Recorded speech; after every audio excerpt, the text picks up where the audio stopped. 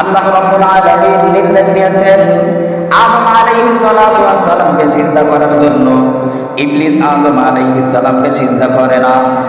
আল্লাহ রাব্বুল আলামিন বলেন ওয়ালা মা মানাকা আল্লাহ তাসজুদা ইয আমারতুক, ও ইবলিস আমি তোমাকে নির্দেশ দিলাম আদমকে সিজদা করার জন্য, তোমাকে কিসে বাধা দিল? কে বাধা দিল আদমকে সিজদা করতে? আমার নির্দেশ পালন করতে তোমাকে কে বাধা দিল? ইবলিস জবাব দেয় ক্বালা আনা খায়রুম মিনহু খালাকতানি মিন নারিন ওয়া খালাকতাহু মিন তিন।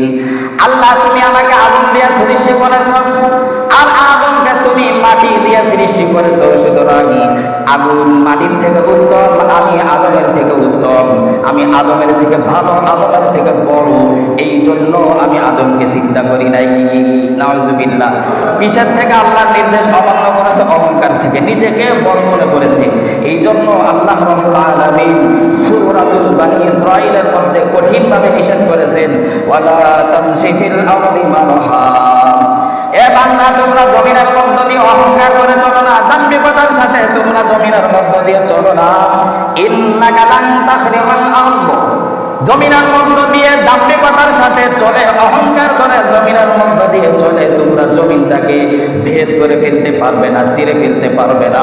তোমার যত শক্তি হোক না কেন, যত বড় ক্ষমতা তোমার থাকুক না কেন, ডাবা দিয়ে জমিনের মধ্যে যত তুমি পড়ো 1 ইঞ্চি মাটির নিচেও তুমি ঢুকতে পারবে না। মাটিটাকে তুমি, জমিনটাকে তুমি ভেদ করে ফেলতে পারবে না। ওয়ালান তাবলুগাল জিবালা তুলা, আর নিজেকে বড় মনে করে অহংকার করে জমিনের মধ্য দিয়ে চলে উচ্চতায় তুমি পাহাড়ের সমান হয়ে যেতে পারবে না। কোন ব্যক্তি যদি নিজেকে অনেক বড় মনে করে যে আমার এই আছে, সে আছে, আমি 10তলা বিল্ডিং এর মালিক, আমি 500 কোটি টাকার মালিক, আমি অনেক বড় ক্ষমতার মালিক, এরকম নিজেকে বড় মনে করে জমিনের মধ্য দিয়ে চলে পাহাড়ের সমান লম্বাটা হয়ে যেতে পারছে না ভাই? কেউ কোনোদিন হতে পারে নাই, আর পারবো না। তাহলে কেন আমরা এত অহংকার করে বলেন?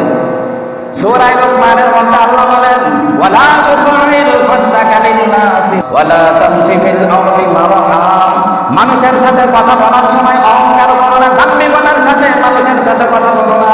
মানুষের সাথে কথা বলার সময় অহংকার করে তাদের থেকে মুখ ফিরাইও না। আর মানুষ জমিনের মধ্য দিয়ে তোমরা অহংকারের সাথে, দাম্ভিকতার সাথে তোমরা জমিনের মধ্য দিয়ে চলো না। ইন্নাল্লাহা লা ইউহিব্বু কুল্লা মুখতালিন ফাখুর। আল্লাহ রাব্বুল আলামিন এই অহংকারীকে, অহংকারী ব্যক্তিকে ভালোবাসেন না, পছন্দ করেন না। কোনোভাবে যদি আমরা অহংকার করি, যে কোনো দিক দিয়ে অহংকার করি না কেন, এটা আল্লাহ রাব্বুল আলামিন ভালোবাসেন না, পছন্দ করেন না। নবীজি সাল্লাল্লাহু আলাইহি ওয়াসাল্লাম বলেন লা ইয়াদখুলুল জান্নাতা মান কানা ফী কলবিহি মিসকালু যাররাতিন মিন কিবারিন, যার অন্তরের মধ্যে যারা পরিমাণ, সরিষার যারা পরিমাণ অহংকার থাকবে, ওই ব্যক্তি জান্নাতে যেতে পারবে না। নাউজুবিল্লাহ।